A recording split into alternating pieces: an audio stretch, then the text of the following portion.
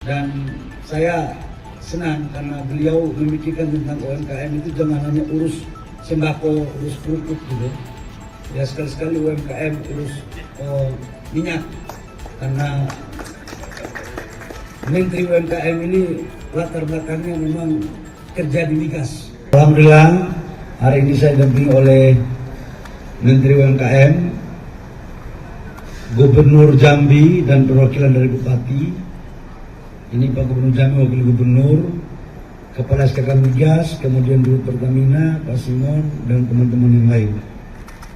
Kami baru selesai rapat untuk membahas tindak lanjut dan persiapan implementasi sumur-sumur masyarakat yang sudah kita inventarisir untuk segera dijalankan agar mereka mempunyai legalitas.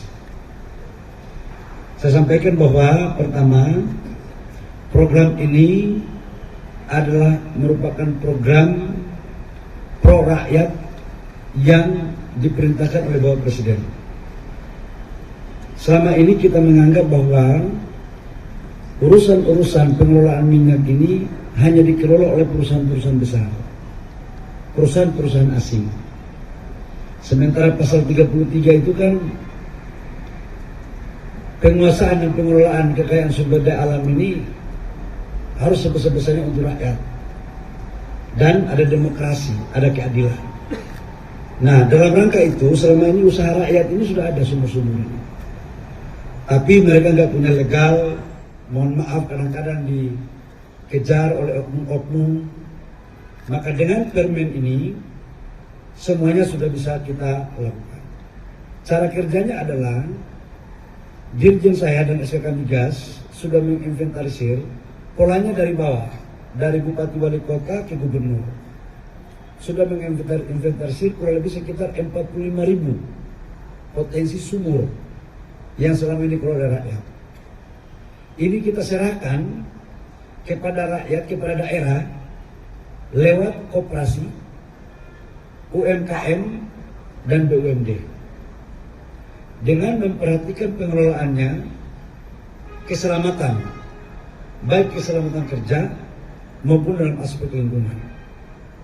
Tadi kita sudah dapat juga dari Menteri LH yang diwakili oleh Sekjennya, akan diberikan guidance secara baik, dan Pertamina sebagai K3S untuk juga memberikan pendampingan dalam rangka implementasi agar jaminan keselamatan kerja bisa dijaga dan lingkungan terjaga. Dalam implementasinya, seluruh hasil sumur-sumur rakyat dari hasil itu dibeli oleh Pertamina atau K3S lain yang punya refinery dengan harga kurang lebih 80% dari ICP. Ini tujuannya apa?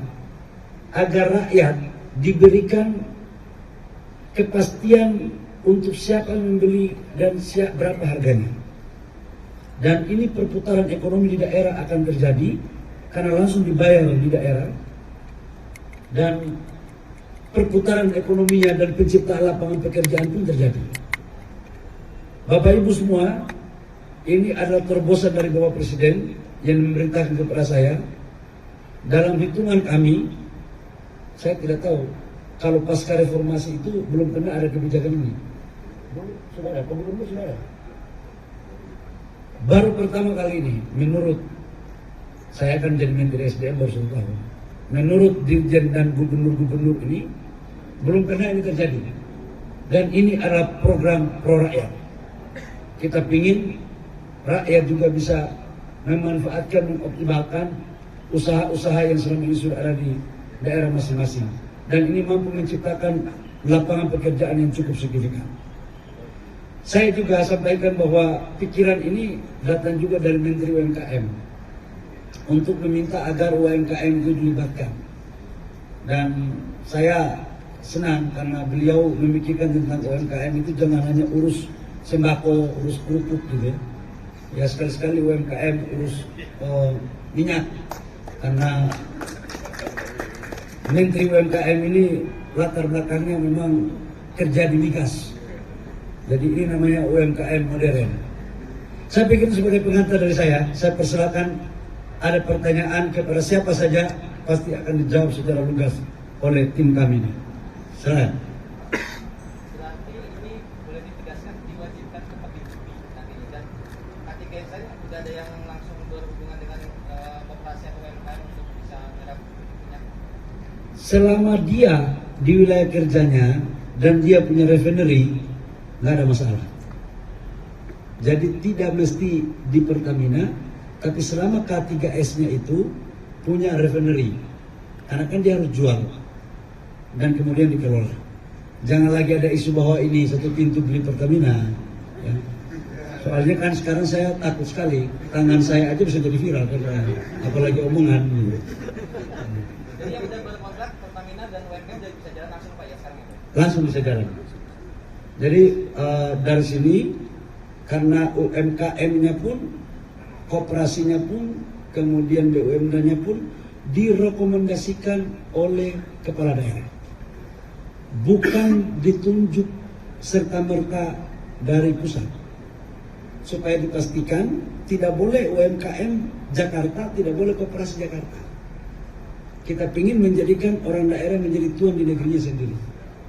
Jadi biarkan orang daerah sendiri yang mengurus. Itu ya.